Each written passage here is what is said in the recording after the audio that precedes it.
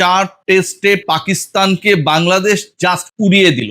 সবশেষ সিলেট টেস্টে আমি ডেডলাইন দিয়েছিলাম যে পরদিন, গতকাল স্টোরিটা করেছিলাম যে আজকে দুপুর 12টার মধ্যে বাংলাদেশ জিতে যাবে।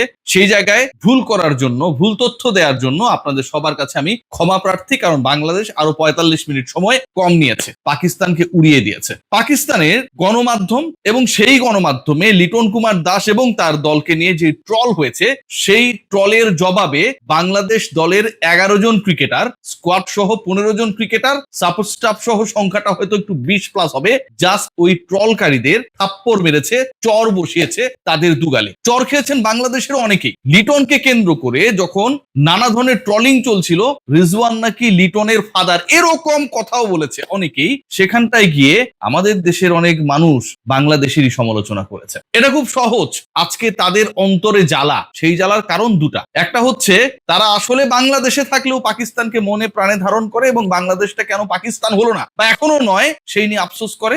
দ্বিতীয় কারণ সেটা হচ্ছে আপনি যখন লিটন কুমার দাসকে গালাগাল করছেন, যেহেতু তিনি সংখ্যালঘু সম্প্রদায়ের একজন, তখন সেটা খুব সহজ হয়ে যায়। তাদের আক্রমণ করা, কটূক্তি করা, বাজে কথা বলা, নানাভাবে হেয় করা অনেকের কাছে মনে হয় যে এই বাংলাদেশে খুব সহজ কাজ। তাদের জন্য যে কাজটা সহজ ছিল, পাকিস্তানের জন্য সেই কাজটাই অনেক দুরূহ ছিল। 78 রানে বাংলাদেশের কাছে হেরেছে, টানা 2টা টেস্ট সিরিজে হোয়াইট ওয়াশ হয়েছে, টানা 4র্থ টেস্টে পরাজিত হয়েছে এবং মোহাম্মদ রিজওয়ান শত অভিনয় করেও কাছাকাছি গিয়েও একাডেমি অ্যাওয়ার্ড, অস্কার পেলেন না, সেই আক্ষেপে পড়েছে। কি রাগ করলা? রাগ করতেই পারেন, অনেক কারণেই রাগ করতে পারেন, কিন্তু end of the day this is the day যেটাতে আমরা আসলে উদযাপন করব।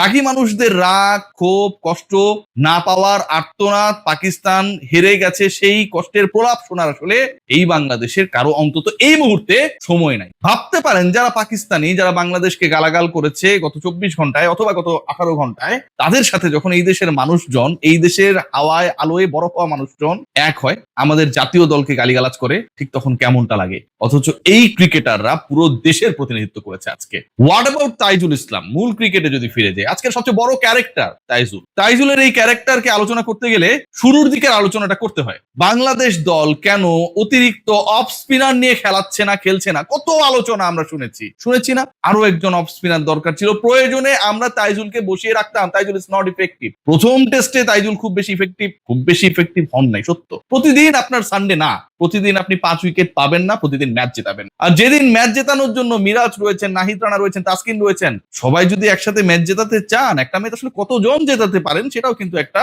Countable issue. তাইজুল ইসলাম দলে কেন সেই আলোচনাটা হয়েছিল, তাইজুল ইসলাম দলে কেন সেই আলোচনা হবে, আজ আবারও হবে। ক্যারিয়ারে 18তম বার 5 উইকেটের বেশি পেলেন, বাংলাদেশের হয়ে 273 উইকেট, টেস্টে যেটা সর্বোচ্চ 27 উইকেটের দূরত্বে রয়েছে, টেস্টে ম্যাজিক ফিগার 300 উইকেট থেকে, এবং এই যে 300-র কাছাকাছি উইকেট তিনি পেয়েছেন এমন একটা সময়ে, এমন একটা ক্যারিয়ারে যখন বাংলাদেশের কিংবদন্তি বাঁহাতি স্পিনার সাকিব আল হাসানও দলে খেলেছিলেন। সেই তাইজুল আজকে ম্যাচ ঘোরালেন সাজিদকে আউট করে। সেই তাইজুল শেষ উইকেটটা নিলেন, মাঝখানে শরীফুল এলেন এবং সাথে সাথে 94 করা রিজওয়ান ড্রেসিং রুমের পথ ধরে গেলেন। যে সময় মনে হচ্ছিল যে বাংলাদেশ লেথার্জিক হয়ে গেছে, বাংলাদেশ এই ম্যাচটা হেরেই বসেছে মনে হচ্ছিল, সাজিদের কাউন্টার অ্যাটাক, রিজওয়ানের সেঞ্চুরির কাছাকাছি চলে যাওয়া, 8ম উইকেটে পার্টনারশিপ বিল্ড আপ হওয়া, বাংলাদেশের ক্যাচ মিস, ক্যাচ কাছাকাছি উঠেছে সেটা ধরতে গিয়ে লিটন কুমার দাস প্রচেষ্টা করেও পারলেন না, বল খুব স্ট্যাম্পের কাছাকাছি চলে যাচ্ছে, চাইনিজ কার্ড হচ্ছে, কিন্তু শেষ পর্যন্ত সেটা স্ট্যাম্পে হিট করছে না।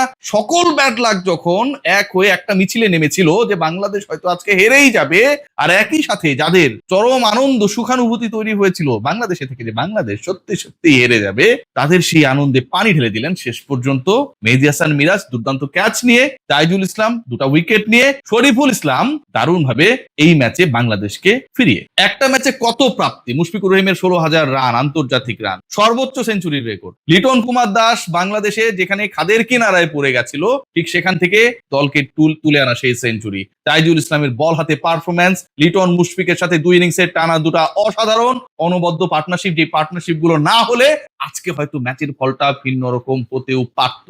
যে ধরনের স্লেজিং হয়েছে, এক পাকিস্তানি বলেছেন যে বাংলাদেশ এমন একটা দল যারা বিশ্বকাপে খেলে নাই তাদের স্লেজিং মানায় না। আমার প্রিয় আমিনুল ইসলাম বুলবুল, আসসালামু আলাইকুম, শুনছেন?